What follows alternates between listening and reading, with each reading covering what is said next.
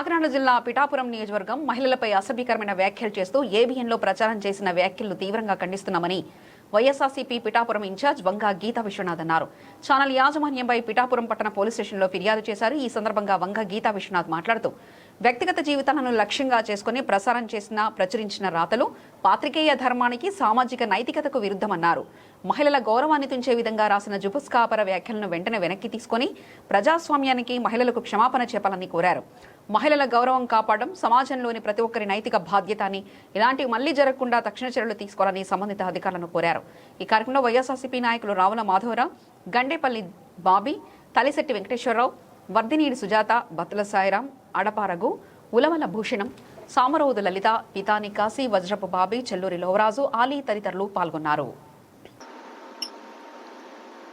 ABN Andhra Jyothi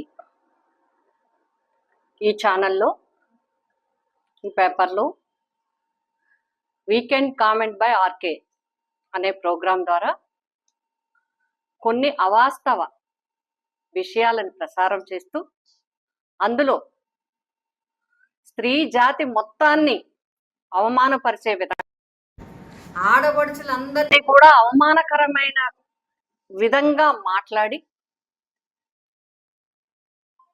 ఆ ప్రసారం చేసినందుకు మహిళా జాతి తరపున మేము దీన్ని తీవ్రంగా ఖండిస్తూ తక్షణం ఏబిఎన్ రాధాకృష్ణ గారు వారి మొత్తం ఆ ఛానల్కి సంబంధించి, ఆ ప్రసారానికి సంబంధించి ఈ వార్త ప్రచారించడంలో కానీ చదవటంలో కానీ ఎవరైతే వారు ఉన్నారో వారందరూ తక్షణం స్త్రీ జాతికి క్షమాపణ చెప్పాలి.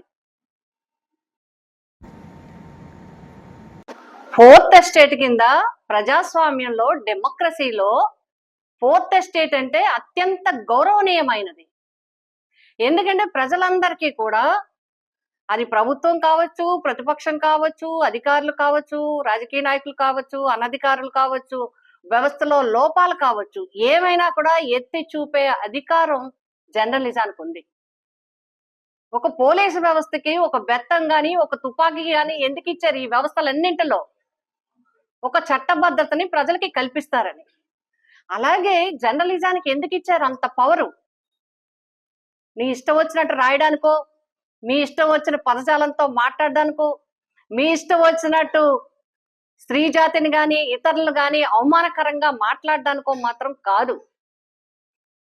మీకు కూడా రూల్స్ ఉంటాయి, మీకు కూడా చట్టానికి లోబడి మీరు ప్రవర్తించాలి తప్ప నచ్చినట్టుగా ఒక పాంప్లెట్ వేయడానికి కూడా దాంట్లో లేకపోతే దాని మీద శిక్షించే అధికారం ఎప్పుడు ప్రభుత్వాలు. బట్ ఇక్కడ దురదృష్టకరమైన ఇంత జరిగిన స్త్రీ జాతిని 3-4 రోజులు కావస్తున్నా ప్రభుత్వం వారు, ప్రభుత్వంలో ఉన్న అన్ని పార్టీలు, కూటమిలో ఉన్న వాళ్ళందరూ కూడా ఎవరైతే దూషణ చేశారో, ఎవరైతే కామన్ సెన్స్ వదిలేసి న్యూసెన్స్ గా స్త్రీ జాతి పట్ల అసహ్యంగా వ్యవహరించారో, వ్యవహారమైన భాష వాడారో, అటువంటి ప్రజాస్వామ్యంలో ప్రొటెస్ట్ తెలియజేయరా? చూపి అటువంటి వ్యక్తిని మీరు మద్దతు ఇస్తున్నారంటే ఇంతకన్నా ప్రజాస్వామ్యంలో దురదృష్టకరమైన ప్రభుత్వం ఉంటుందా అని చెప్పి నేను ప్రశ్నిస్తా ఉన్నాను. ఇదేనా? మీకు ఇష్టం ఉంటే ఛానల్కి ఎన్ని యాడ్లైనా ఇచ్చుకోండి, మీకు ఇష్టం ఉంటే అటువంటి వ్యక్తులకు మీరు ఏమైనా చేయాలంటే చేసుకోండి. కానీ ప్రభుత్వంలో ఉన్న మీరు మహిళల గురించి కించపరిచే విధంగా, వారి పరువు ప్రతిష్టను దిగజార్చే విధంగా, వారిని అప్రతిష్ట పాలు చేసే విధంగా మాట్లాడిన వ్యక్తి మీద మీరు ఏం మాట్లాడారని చెప్పి కూటమిలో ఉన్న 3 పార్టీలని నేను ప్రశ్నిస్తా ఉన్నాను. మీ స్పందన ఏమిటి? ఆయన ఏమి చూసి చూడనట్టో, రాసి రానట్లో స్పష్టంగా చాలా మంచి గొంతుతో మాట్లాడుతుంటది ఒక అమ్మాయి, అందులో యాంకర్. ఆ వాయిస్ లో మంచిగా చెప్తూ డైలాగులు రాశారు, మీరు అందరూ ప్రింట్ చేశారు. చేసిన తర్వాత ప్రభుత్వ స్పందన ఏమిటి? అక్కర్లేదు. మీరు చూడండి, నేను ఒక ఉదాహరణ చెప్తాను. ఒక అమ్మాయి పట్టా వచ్చిందని చెప్పి ఎంతో ఆనందంగా, నాకు జగన్మోహన్ రెడ్డి గారి హయాంలో పట్టా వచ్చిందంటే అమ్మాయి గతి ఏమైంది? మీరు స్కూల్ చేసి ఆ అమ్మాయిని రకరకాలుగా హింసించి ప్రాణాలు తీసుకునే పరిస్థితి తెస్తారా?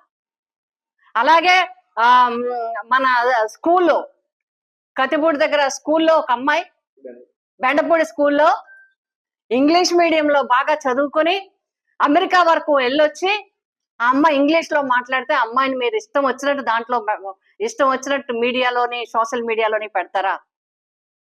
అలాగే మహిళలకి ఎన్ని రకాల అవమానాలు, పథకాలు లేవు, పోయినాయి. పథకాలన్నీ మహిళలకు ఇస్తా ఉన్న పథకాలన్నీ పోయినాయి.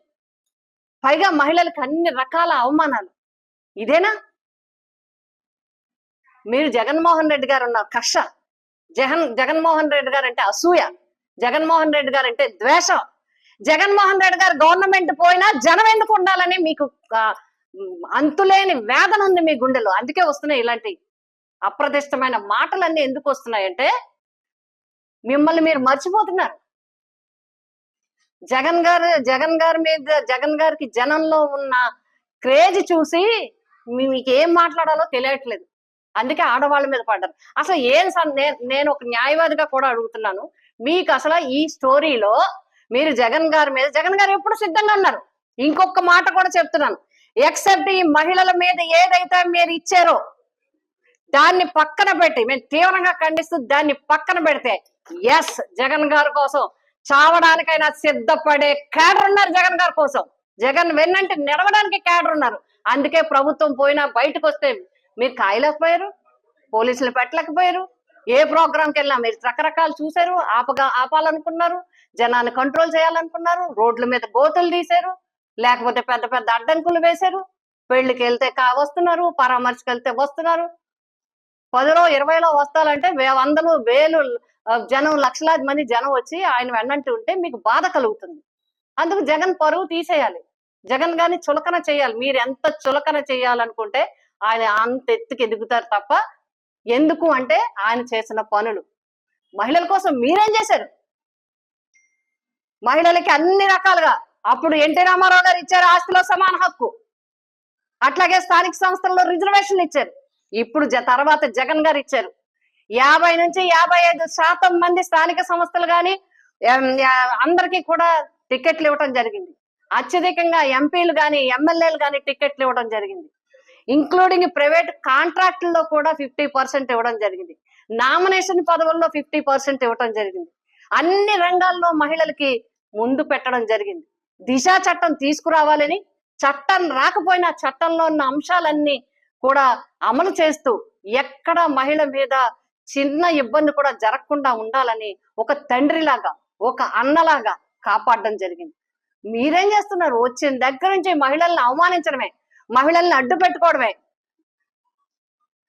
నేను ఈ సందర్భంగా అడుగుతున్నాను, అన్ని పార్టీలు కూడా ఈ మహిళల్ని కించపరిచిన ఈ ABN లో ఏదైతే వార్త వచ్చిందో, ఏదైతే విశ్లేషణ చేశారో దాన్ని మీ పార్టీల పరంగా మీరు ఖండించారా?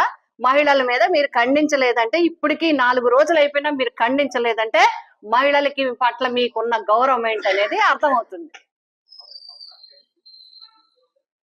30,000 మంది మహిళలు మాయం చేశారు, కిడ్నాప్ అయిపోయారు అన్నారు.